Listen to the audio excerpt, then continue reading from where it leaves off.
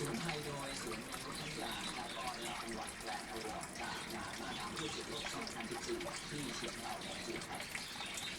ในช่วงอายุทางนะครับตัวแทนจากสวนนงนุชพัทยาได้รับรางวัลแกรนด์อวอร์ดจากสวนประเภท Outdoor Garden มีรางวัลทั้งสิ้น7